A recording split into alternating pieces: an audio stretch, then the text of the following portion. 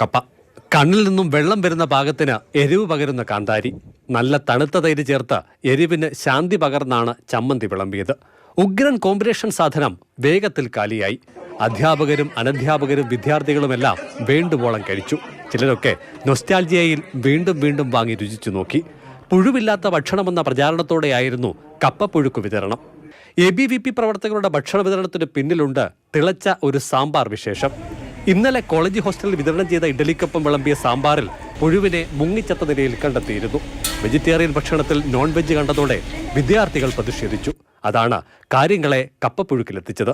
നമുക്കൊരു ഉറപ്പ് കിട്ടി, ഇനി ഇത്തരത്തിലുള്ള അശ്രദ്ധ ക്യാമ്പസിലെ കോളേജിന്റെ ഭാഗത്തുനിന്ന് മാനേജ്മെന്റ് ഭാഗത്തുനിന്ന് ഉണ്ടാകില്ല എന്ന് ഉറപ്പ് ലഭിച്ചു.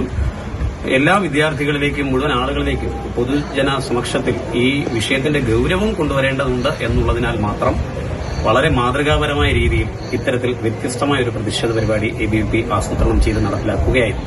അക്രമ സമരങ്ങളുടെയും പഠിപ്പ് മുടക്കലുടെയും പാത വിട്ട് നടത്തിയ വേറിട്ട സമരം അധ്യാപകരിലും കൗതുകമുണർത്തി. 20 കിലോ കപ്പ പാകപ്പെടുത്തിയത് സംഘടനാ പ്രവർത്തകരായ ആൺകുട്ടികളായിരുന്നു. ചമ്മന്തി പെൺകുട്ടികളുടെ വകയും. മാതൃഭൂമി ന്യൂസ്, പത്തനംതിട്ട. CK അഭിലാൽ നമുക്കൊപ്പം ചേർന്നുണ്ട്. അഭിലാൽ, നോക്കൂ, അടി പിടി ബഹളം ഒന്നുമില്ലാതെ സമാധാനപരമായ ഒരു പ്രതിഷേധം, അതും നല്ല വയറ് നിറച്ച് ഭക്ഷണം കഴിക്കാനും പറ്റിയല്ലേ?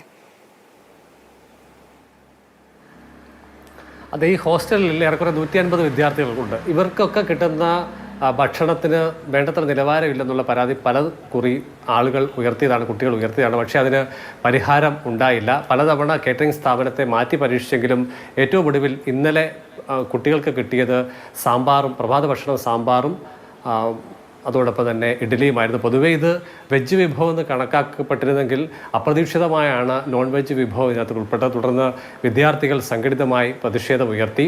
എന്നാൽ സംഘടനാ തലത്തിൽ ഒരു പ്രതിഷേധം എന്നുള്ള രൂപത്തിലേക്ക് അത് മാറിയില്ല. തുടർന്നാണ് ABVP പ്രവർത്തകർ കപ്പപ്പുഴുക്ക് ഉണ്ടാക്കാൻ തീരുമാനമെടുത്തത്. അങ്ങനെ 20 കിലോ കപ്പ വാങ്ങി. ഇപ്പോൾ നാട്ടിൽ കിലോയ്ക്ക് 50 രൂപയുണ്ട് കപ്പയ്ക്ക് വില. അങ്ങനെ ആ ഇനത്തിൽ മാത്രം അവർക്കൊരു 1000 രൂപ ചിലവായിട്ടുണ്ട്. പിന്നീട് നാട്ടിൻ പ്രദേശത്തു നിന്നൊക്കെ കാന്താരി മുളകും ഒക്കെ തന്നെ സംഘടിപ്പിച്ച് വിദ്യാർത്ഥികൾ, ആൺകുട്ടികൾ ക്യാമ്പസിൽ അടുപ്പ് കൂട്ടിയാണ് കപ്പ പാകം ചെയ്തത്.